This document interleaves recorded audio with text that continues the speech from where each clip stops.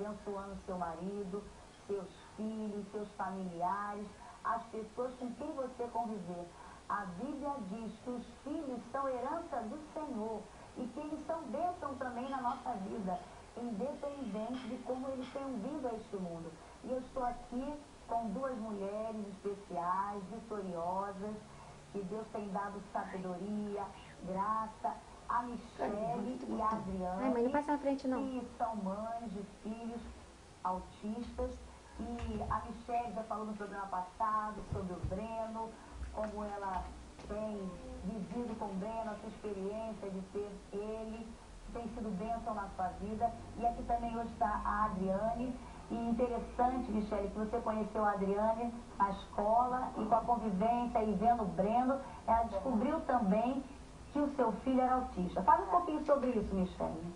Então, eu coloquei meu filho, que é uma escola inclusiva, e nessa escola tem um sistema de mediador dentro da sala regular. E a Adriane, que na época era estudante de pedagogia, foi ser a mediadora do Breno, mas ela nunca tinha ouvido falar sobre autismo. Senta aqui, Breno, no colo da tia Elisete. Pronto, deixa o Breno aqui, vocês duas falam. Vamos lá. E através do Breno, ela percebeu características semelhantes no filho. Fui ser mediadora do Breno. Quando me convidaram, né, para ser mediadora nessa escola, eu nunca tinha ouvido falar em autismo, não sabia nem o que era. Eu fui pesquisar na internet para poder fazer essa mediação. E assim, o primeiro encontro com ele foi muito legal, ele já chegou logo a mim.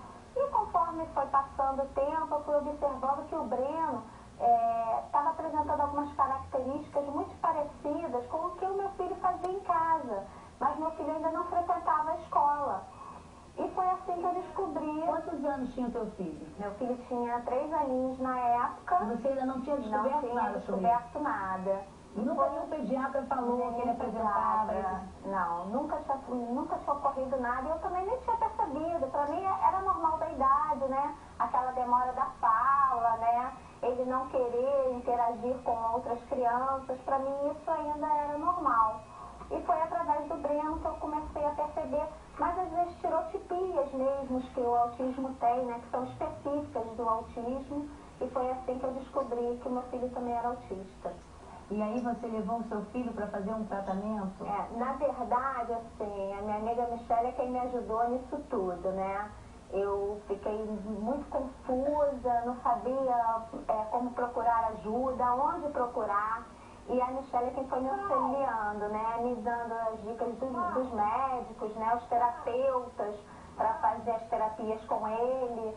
E assim, todo o processo com o meu filho foi realmente uma mãe de autista quem me encaminhou. Olha que interessante, tá vendo? Talvez você esteja aí vivendo um problema e é muito importante você buscar ajuda, né? E, justamente como a mãe pode ajudar outra mãe. Ninguém melhor do que quem vivencia o problema para ajudar outra pessoa. E eu queria, Michele, que você falasse um pouquinho sobre os mitos e verdades do autismo. Bom, um dos mitos mais comuns é porque se fala muito que eles vivem no mundo próprio, né? No mundo deles. E na realidade não, eles vivem no mesmo mundo que nós. A forma de interagir deles é que é diferente. Eles têm dificuldades de se comunicar. Essa semana mesmo tinham várias crianças assim, e o Breno pediu: mãe, eu quero ficar com as crianças. Mas vai lá, filho. Ele foi e as crianças queriam brincar com ele. Só que ele saiu na mesma hora, pediu colo e começou a chorar. E chorava e ficava as crianças. A angústia de querer estar junto com as crianças, de brincar e não conseguir. Então não é que eles não queiram estar no nosso ambiente, eles têm a dificuldade de estar no nosso ambiente, de nos compreender. Isso é muito importante. Eu queria então que você falasse um pouquinho, existe preconceito? Preconceito? Muito. Porque assim, o autismo não é físico. Está ligada mais ao comportamento. E, por exemplo, se eu estou num ambiente e ele fica dessa forma, agitado, andando para lá e para cá, as pessoas acham que eu não dou limite.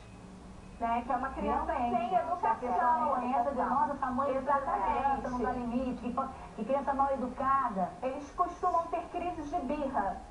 Por exemplo, mudança de rotina para eles é uma tortura. Então, se eu ando por um caminho, estou acostumada a andar por aquele caminho, eu desvio daquele caminho, para ele é uma coisa horrível, ele não entende aquela mudança e ele pode se jogar no chão, espernear. Quem olha na rua diz, essa mãe não sabe criar essa criança é mal educada. Então, são os preconceitos que sofremos. E como é que você pode falar do autista e inclusão social, escolas preparadas? Você disse que a escola dele tem inclusão social, isso foi importante, tem sido importante para o relacionamento dele com outras crianças. Como é que é feito isso na sala? Sim, o que acontece? Hoje fala-se muito de inclusão, mas a inclusão é uma tentativa frustrada de incluir essas crianças. Porque a escola, ela ainda não tem um preparo. A escola é preparada para crianças neurotípicas, as crianças chamadas normais. Então não há um preparo. Na escola, no caso da escola dele, ela já tem uma visão inclusiva. Então tem o mediador, além da professora, tem um mediador que senta junto com a criança para realizar tarefas. E ela, melhor do que eu para falar sobre isso, ela foi mediadora. Qual é o papel do mediador nessa escola? O mediador, ele tem que fazer com que essa criança ele interage com o meio. E também que ele consiga aprender da mesma forma que a outra criança neurotípica aprende, né? Então esse mediador fica o tempo todo com ele, observando também quais são as necessidades dele e criar estratégias para que ele aprenda igual as outras crianças. Isso o mediador tem que estar atento. O Breno, por exemplo, eu descobri que o Breno escrevia na época. Ninguém sabia que ele estava escrevendo, ele escrevia. Só que o Breno, ele escrevia as letras umas em cima da outra. Acabava o papel, ele continuava escrevendo onde estivesse, na mesa, onde era. Então eu comecei a botar pauta nas folhas para que ele pudesse escrever. E foi assim, ele gosta muito, eles se identificam muito com alguma coisa, por exemplo, um personagem, né? Alguma coisa assim que eles gostam muito. Então eu descobri isso no Breno. O Breno tinha, assim, uma fissura pela Walt Disney.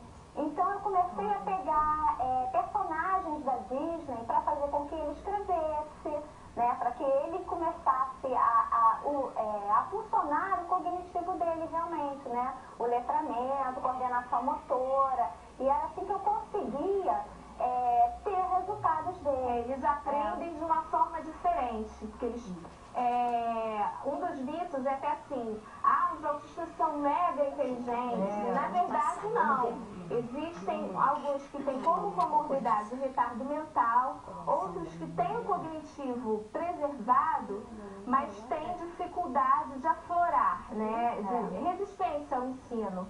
E tem os autistas de altas habilidades. O Breno, ele tem altas habilidades. Ele tem uma outra síndrome associada ao autismo, que é a hiperlexia. Com 2 anos de idade, ele já lia, ele aprendeu a ler sozinho. Olha! Sem que ninguém ensinasse.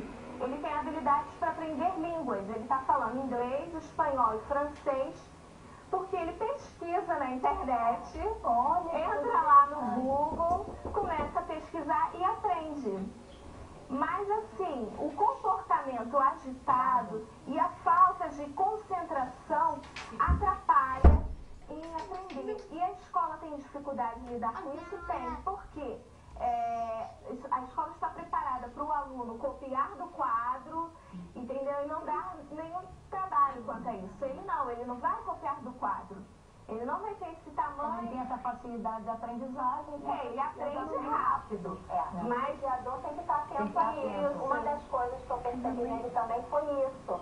Ele só gostava de fazer as atividades ao chegar na escola. Então tinha um tempo para ele fazer a atividade. Então tudo que eu queria dele, eu aproveitava naquele momento. No momento em que iniciavam as aulas, né? Para ele poder me dar os melhores resultados. Ele está no finalzinho do programa, nós vamos fazer uma oração e no próximo programa nós vamos falar sobre o CORA. Você pode falar o que é essa sigla CORA pra gente? Para quem está assistindo no programa de amanhã vai aprender o que é o CORA? Centro de Otimização para a Reabilitação do Autista. Ok? Amanhã a gente vai falar sobre o Cora. Vamos finalizar orando, Michele? Pode fazer essa oração? Senhor meu Deus, em primeiro lugar nós queremos te agradecer pela vida da Elisete, que está mostrando nesse programa a importância de se conhecer sobre o autismo. Queremos te agradecer, Senhor, por tudo que o Senhor tem feito pelos nossos filhos. E eu quero te pedir em especial que o Senhor vá de encontro às mães que estão sofrendo, Senhor, com esse diagnóstico, que estão sofrendo com a dúvida, com preconceitos, que o Senhor restaure o coração desses pais, dessas famílias, que eles encontrem, Senhor, o sucesso no tratamento de seus filhos. Nós te agradecemos por tudo, em nome de Jesus. Amém. Olha, um grande abraço, que Deus te abençoe. Fique ligado, amanhã a gente vai falar sobre o Cora.